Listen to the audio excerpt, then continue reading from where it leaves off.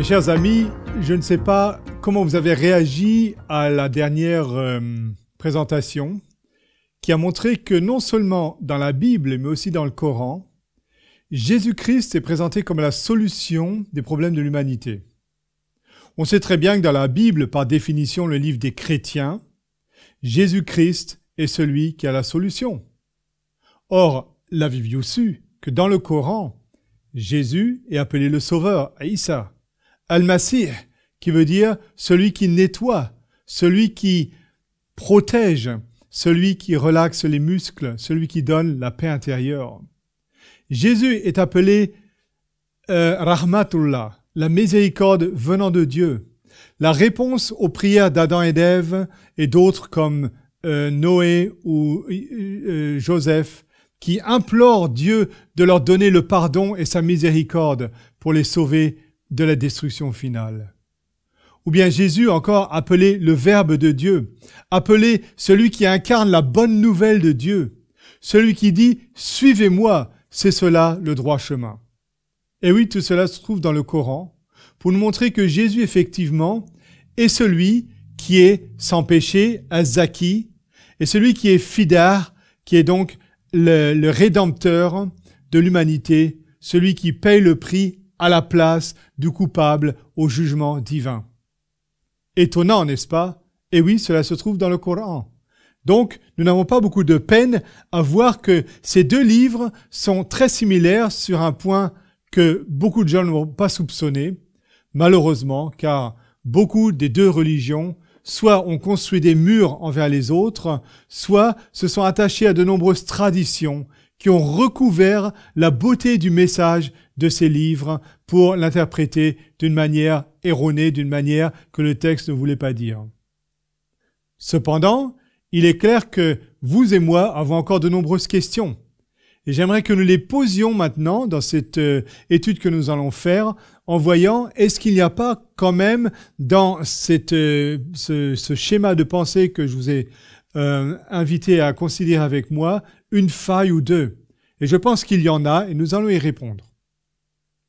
Considérons d'abord pour commencer un des textes qui m'a beaucoup touché lorsque moi-même j'étais à la recherche de la paix intérieure et que j'ai découvert dans la Bible où Paul dit dans le Nouveau Testament, Romains 5, versets 1 à 2, « Étant donc justifiés par la foi, nous avons la paix avec Dieu par notre Seigneur Jésus-Christ, à qui nous devons d'avoir eu par la foi accès à cette grâce dans laquelle nous demeurons fermes et nous nous glorifions dans l'espérance de la gloire de Dieu. » Ici donc, certains éléments typiquement chrétiens, mais que nous avons trouvés dans le Coran, comme par exemple le fait que Adam et Ève, et que nous tous devons croire, donc avoir la foi, et qu'en réponse, la paix nous vient de Dieu, Dieu nous donne la paix, et cette paix, salam, nous vient par Jésus-Christ, Al-Masih, Isa et Maryam.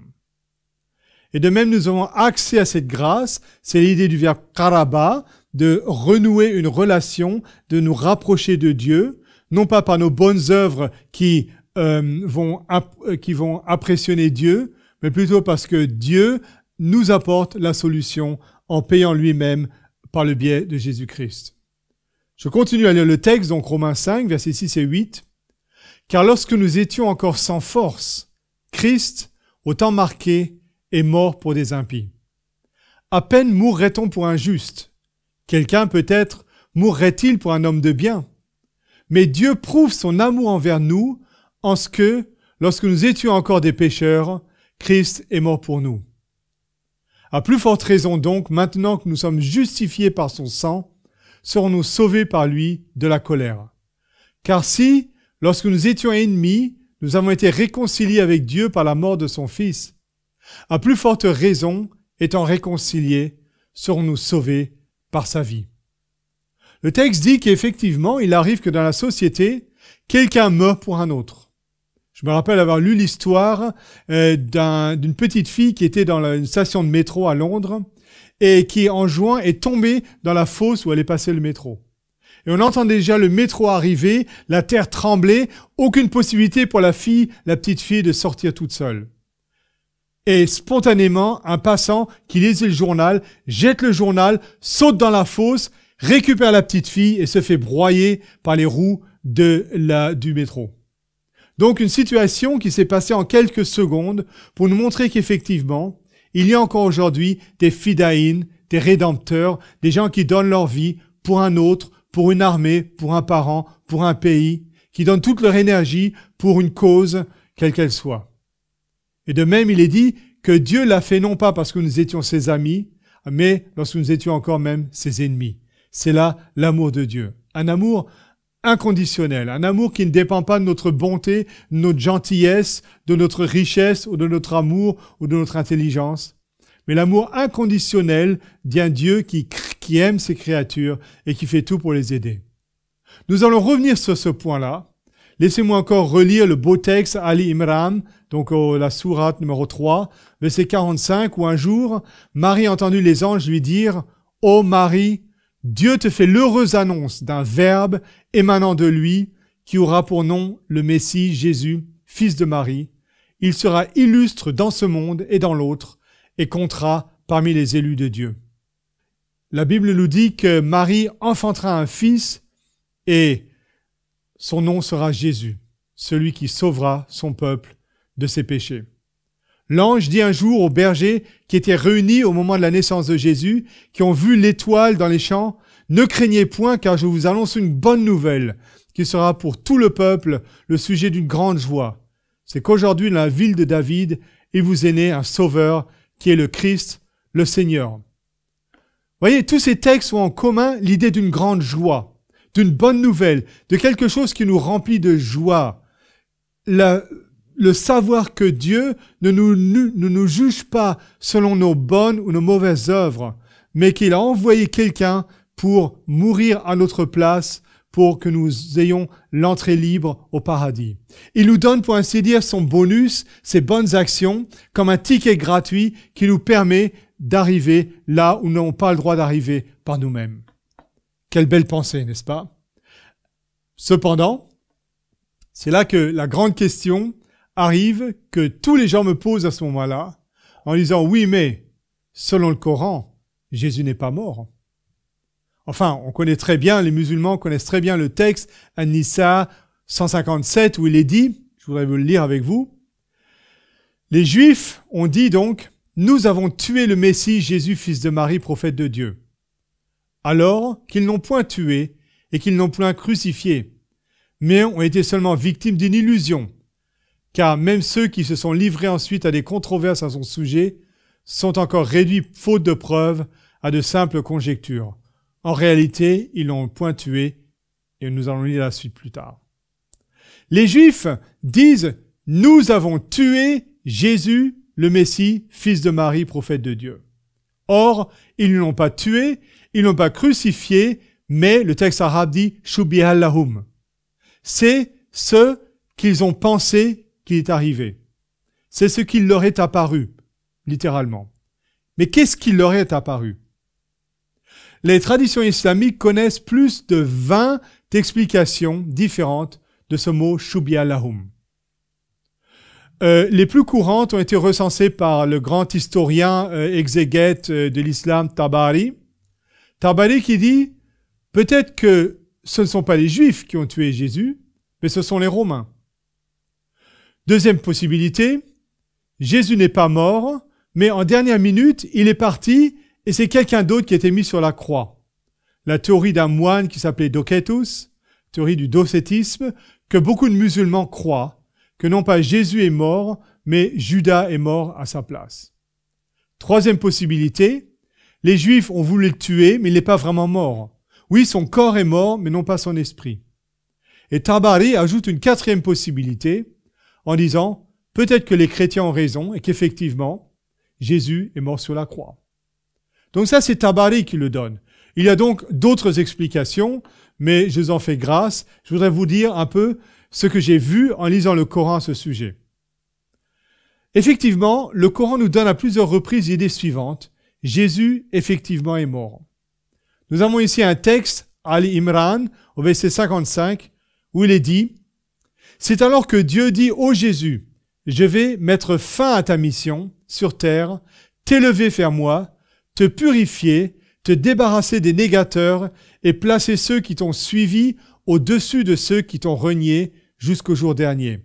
À la fin, vous ferez tous retour vers moi et je trancherai alors vos différends. Ce texte, tiré d'une version française, malheureusement n'est pas une très bonne traduction. Et c'est pour ça que nous avons toujours le texte arabe en dessous des surahs du Coran, pour que nos amis qui lisent l'arabe ou arabophones puissent constater ce que le Coran dit vraiment. En effet, le Coran dit vraiment ici « Ya Isa mutawafika » « Je vais te tuer ». Il s'agit du tawafa, donc de tuer. Et le mot ici veut très clairement dire « Dieu va tuer Jésus ». Donc, l'idée de mettre fin à sa mission sur terre est tout simplement une interprétation du mot mutawafika. Si vous prenez un journal arabe et que vous regardez les gens qui sont où on emploie ce mot, en fait, ce sont les gens qui sont morts. Toute la liste des décès a ce même titre. Et personne n'aurait l'idée de dire que c'est une liste de gens qui ont accompli une mission sur terre, tout simplement. Le mot tawafa, et même dans le Coran, chaque emploi s'adresse à la mort, s'applique à la mort certaine. Donc, il n'y a pas de doute de pouvoir traduire « Ô Jésus, je vais te tuer. Et ensuite, je vais t'élever vers moi. Je vais te purifier, te débarrasser des négateurs et placer ceux qui t'ont suivi, nous allons revenir, au-dessus de ceux qui t'ont renié jusqu'au jour dernier. » Ce texte, effectivement, parle très clairement de la mort de Jésus. Un autre texte qui parle de la mort de Jésus dans le Coran est la sourate Al-Maïda, donc la 5e sourate, et nous lisons au début du verset 117 que Jésus fut témoin contre eux aussi longtemps que je vécus parmi eux. Mais depuis que tu m'as rappelé à toi, et nous avons aussi ici le mot depuis que tu m'as tué, c'est toi qui les observes. Malheureusement encore, la version française n'est pas la meilleure, mais ceux qui parlent l'arabe le savent très bien. Le troisième texte se trouve dans Mariam, au verset 33, où Jésus dit « Que la paix soit sur moi, le jour où je naquis, le jour où je mourus, car c'est ainsi que c'est marqué dans le texte arabe, et le jour où je serai ressuscité. » Ici, effectivement, le traducteur essaie de donner l'impression que la séquence a été changée. Jésus est né, oui, nous le savons. Jésus a été amené au ciel, donc il a été ressuscité, il a été amené en haut. Et il va revenir, il va avoir des enfants, il va se marier, etc. Il va vivre sur la terre. Et ensuite, il va mourir. Or, le texte, et les trois textes que nous avons lus sont très clairs. Premièrement, Jésus est né. Deuxièmement, il va mourir. Et troisièmement, il sera ressuscité. D'ailleurs, dans le même chapitre, quelques versets plus tôt, il est parlé de Jean-Baptiste, Yahya, et il est dit exactement la même chose, sauf que c'est à la troisième personne et non à la première personne du singulier. Nous retrouvons exactement les mêmes mots, à savoir que la paix soit sur lui, Jean-Baptiste, le jour où il naquit, le jour où il mourra et le jour où il sera ressuscité. Personne ne mettra en cause le fait que Jean-Baptiste est né, qu'il est mort et qu'il est ressuscité. Or, nous avons exactement les mêmes paroles pour Jésus et il semble que les gens changent l'ordre des mots. Cela n'a pas de sens, cela n'est pas logique. Ce qui est dit de Jean-Baptiste est exactement la même chose que ce que dit Jésus. Donc, nous devons mettre le même ordre de séquence pour Jésus. Sa mort, plutôt sa naissance, sa mort et sa résurrection. D'ailleurs, lorsque nous continuons à lire le Coran, il est dit au verset 31 que Jésus a été fait par Dieu un être béni, Moubarak, où qu'il soit. Il m'a ordonné de pratiquer la salat et la zakat ma vie durant. Pour traduire à nos amis qui ne sont pas arabophones, Jésus dit qu'il a été béni par Dieu et Dieu lui a donné de pratiquer la prière et l'offrande pendant toute sa vie. Pendant toute sa vie. Les musulmans savent très bien que Jésus est au ciel. Est-ce que ça veut dire que Jésus maintenant est au ciel et donne des offrandes aux pauvres? Jésus est venu sur la terre, il n'est pas mort comme un martyr. Il n'a pas simplement été la victime de la méchanceté de certaines personnes, des Juifs de l'époque, mais il a été choisi dans un plan divin pour venir sur terre pour se donner pour nous. Le Coran, et je sais que c'est quelque chose de nouveau pour nombre d'entre nous, chrétiens et musulmans, Le Coran aussi parle d'un salut venant de Dieu, d'un sacrifice de grand prix qui nous rachète. Donc je crois qu'il est temps d'enterrer la hache de guerre et tous ensemble